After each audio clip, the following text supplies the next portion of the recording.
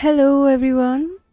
This is Psyched Minds, and I welcome you all to the channel. If you are my previous channel's viewers, if you know what I mean, I got my channel down because of my own mistakes. Okay, yeah, so we are going to read Norwegian Woods. I am going to stream it. If you want to listen to the comments, the on-spot reviews of whatever I read, you can go check out these streams that I would be uploading as well. Currently, I am streaming it and recording it. I will be uploading the recorded version on the channel and in the playlist section so that you can view the book and listen to the audios chapter wise in an order, and it will be like listening to an audiobook of the book that I'm reading. Yes. So this is a book that I have already read by a Japanese author, Haruki Murakami, named Norwegian Wood. It is in first person view, first person perspective, as you can see in the description of the channel.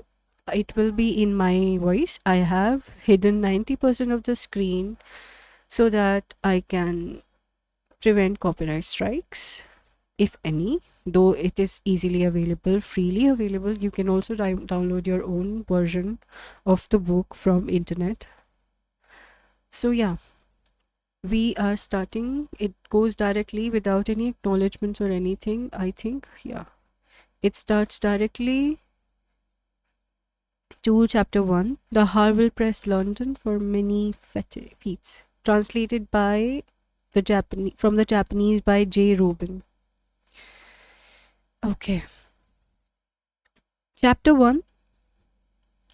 I was 37 then, strapped in my seat as the huge 747 plunged through dense cloud cover on approach to Hamburg airport.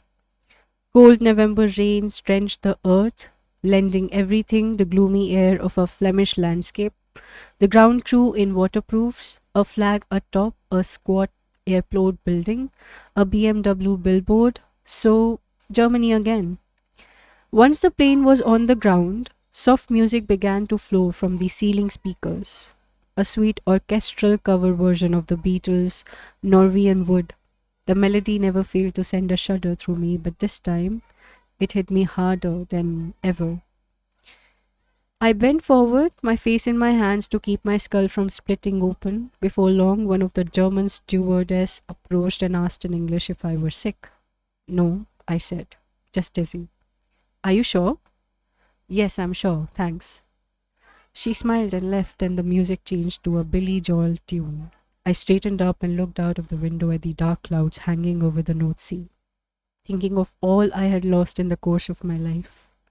Times gone forever, friends who had died or disappeared, feelings I would never know again.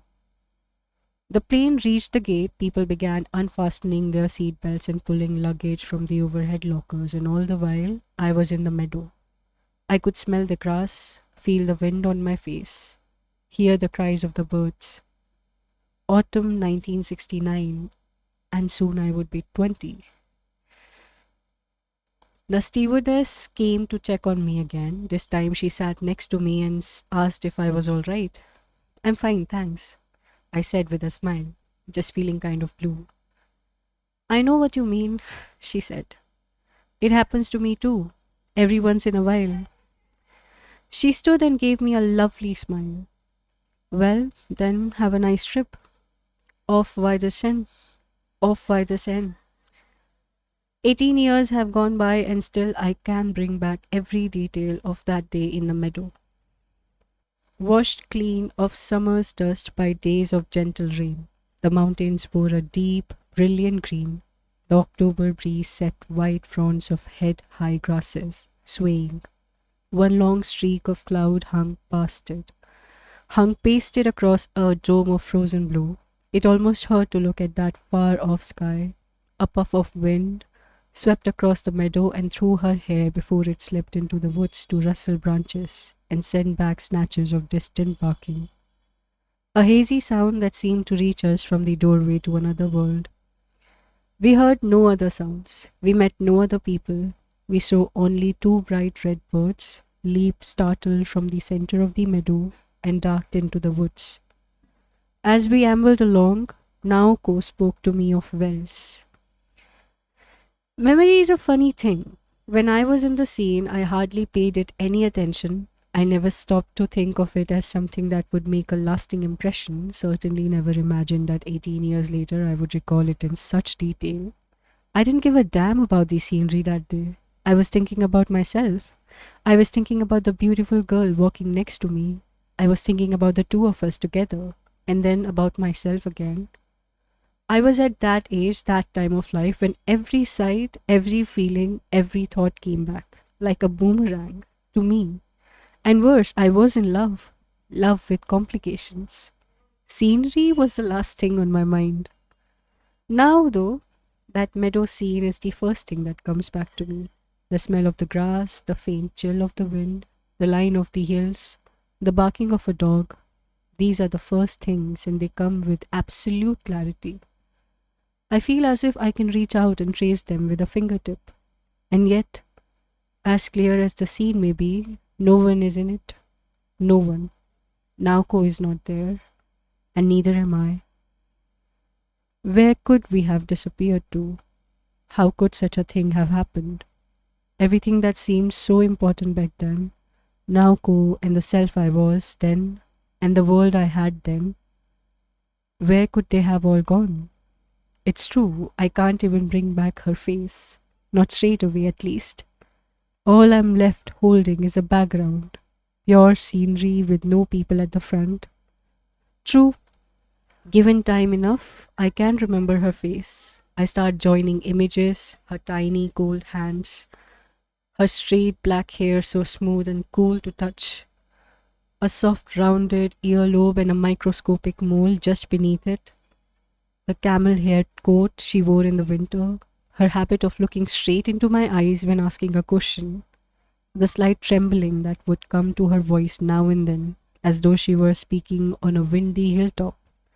And suddenly her face is there, always in profile at first, because Naoko and I were always out walking together side by side.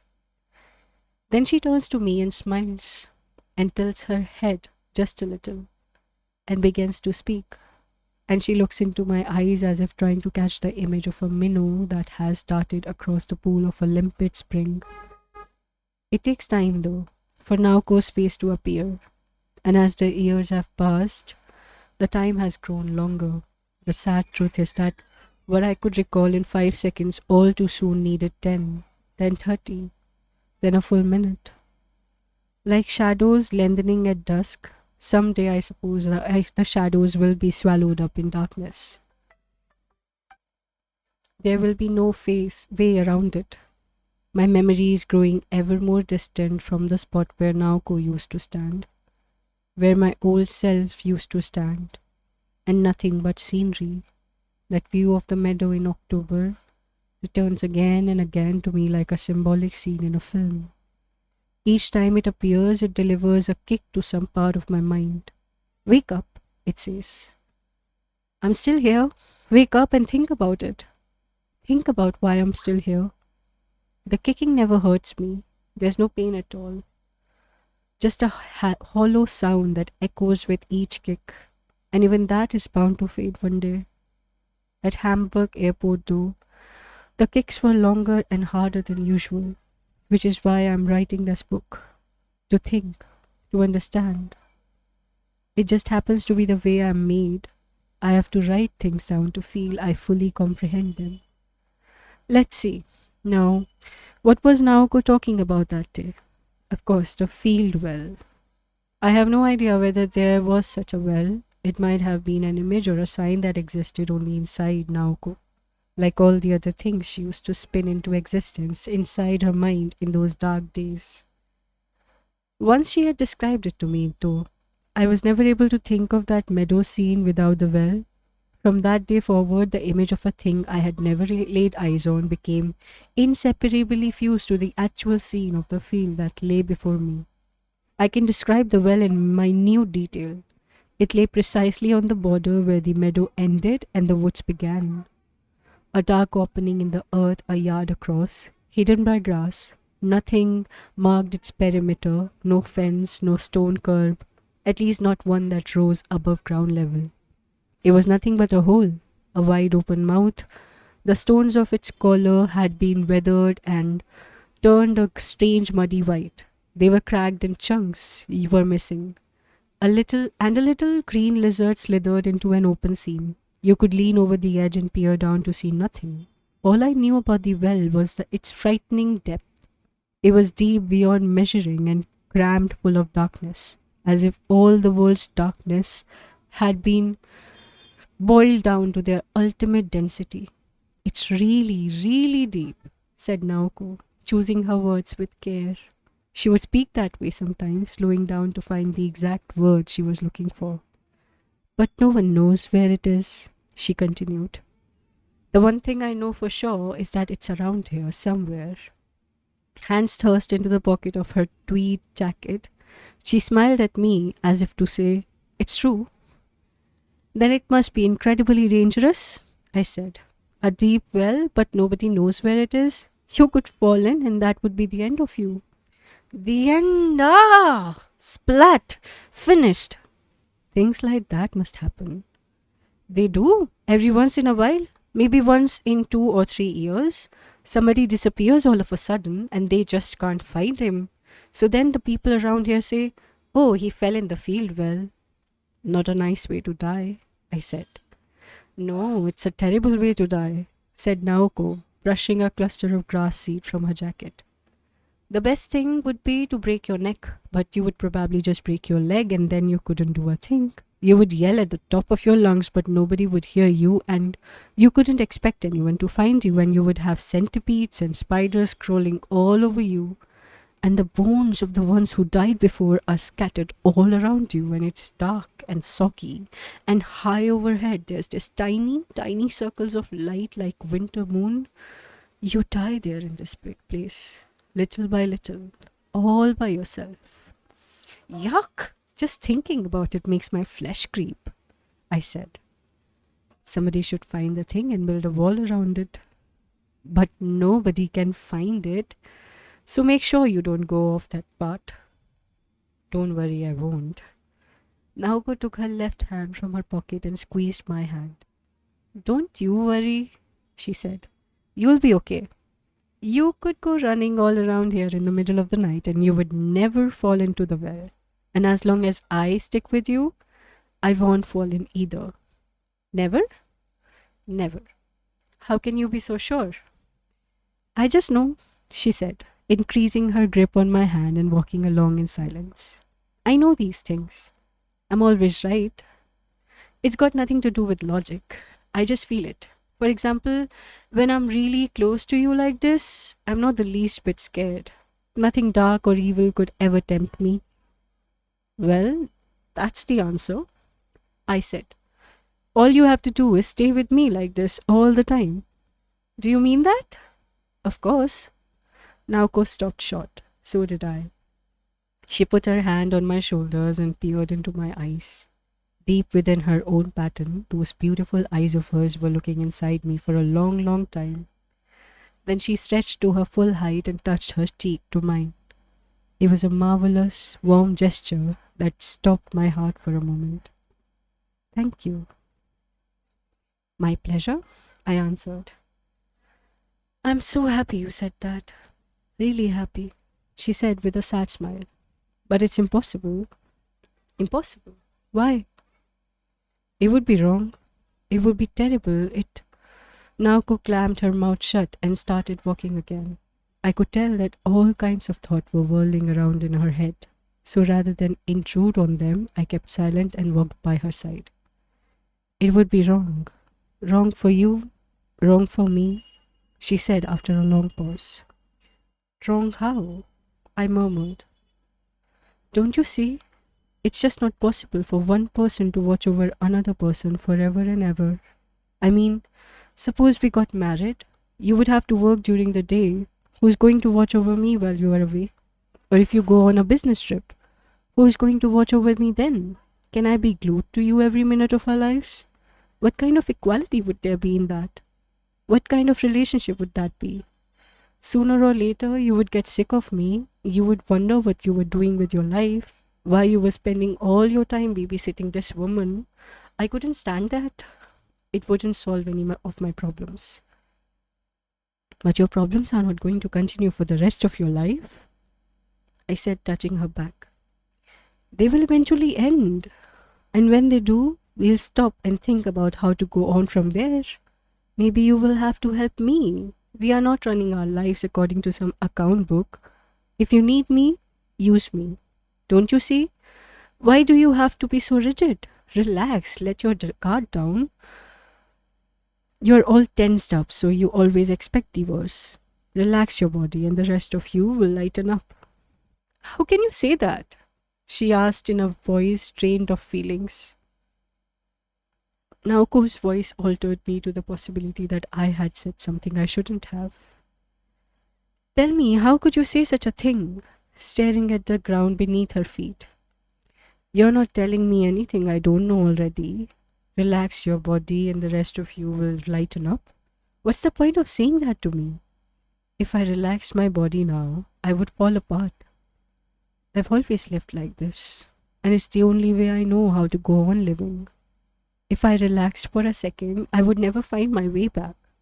I would go to pieces and the pieces would be blown away. Why can't you see that? How can you talk about watching over me if you can't see that? I said nothing. I am confused, really confused, and it's a lot deeper than you think. Deeper, darker, colder. But tell me something. How could you have slept with me that time? How could you have done such a thing? Why didn't you just leave me alone? Now we were walking through the frightful silence of a pine forest. The desiccated corpses of cicadas that had died at the end of summer littered the surface of the path, crunching beneath our shoes, as if searching for something we had lost. Naoko and I continued slowly along the path. I'm sorry, she said, taking my arm and shaking her head. I didn't mean to hurt you. Try not to let what I said bother you. Really, I'm sorry. I was just angry at myself. I suppose. I don't really understand you yet, I said. I'm not all that smart. It takes me a while to understand things. But if I do have the time, I will come to understand you better than anyone else in the world. We came to a stop and stood in silent forest, listening. I tumbled pine cones and cicada shells with my toe cap, then looked up at the patches of sky showing through the pine branches. Hands in pocket. Naoko stood there thinking, her eyes focused on nothing in particular. Tell me something, Toru, she said. Do you love me? You know I do. Will you do me 2 favors? You can have up to 3 wishes, madam. Naoko smiled and shook her head. No, 2 will do. One is for you to realize how grateful I am that you came to see me here. I hope you will understand how happy you have made me. I know it's going to save me if anything will. I may not show it, but it's true. I'll come to see you again, I said. And what is the other wish? I want you always to remember me. Will you remember that I existed and that I stood next to you here like this? Always, I said. I'll always remember you. I'll always remember. She walked on without speaking. The autumn light filtering through the branches danced over the shoulders of her jacket. A dog barked again, closer than before. Naoko climbed a small mound, walked out of the forest, and hurried down a gentle slope. I followed 2 or 3 steps behind. Come over here, I called towards her back. The well might be around here somewhere. Naoko stopped and smiled and took my arm. We walked the rest of the way side by side. Do you really promise never to forget me? She asked in a near whisper. I will never forget you, I said. I could never forget you. Even so, My memory has grown increasingly dim, and I have already forgotten any number of things. Writing from memory like this, I often feel a pang of dread. What if I've forgotten the most important thing? What if somewhere inside me there is a dark limbo where all the truly important memories are heaped and slowly turning into mud? Be that as it may, it's all I have to work with. Clutching these faded, fading, imperfect memories to my breast, I go on writing this book with all the desperate intensity of a starving man sucking on bones. This is the only way I know to keep my promise to Naoko.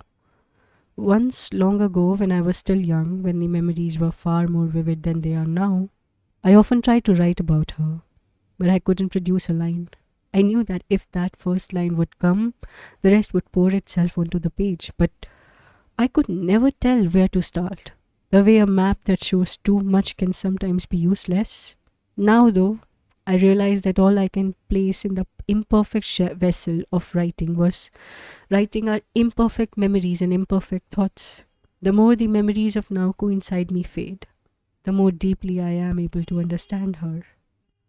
I know too why she asked me not to forget her.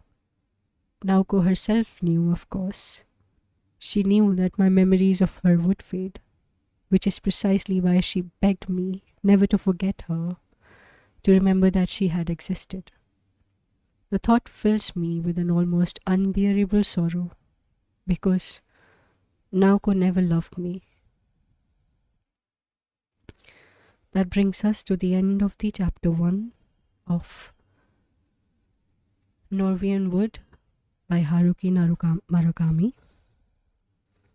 I will be uploading it as you would be listening in the recorded version of the book. There will be no pauses. The next chapter will be uploaded in the succeeding streams, and you can listen to the recorded version from the playlist section of name the chapter name, name the book name, Norwegian Wood by Haruki Murakami, and you can listen to it like an audiobook. If there is anything at all, you can give a feedback to me.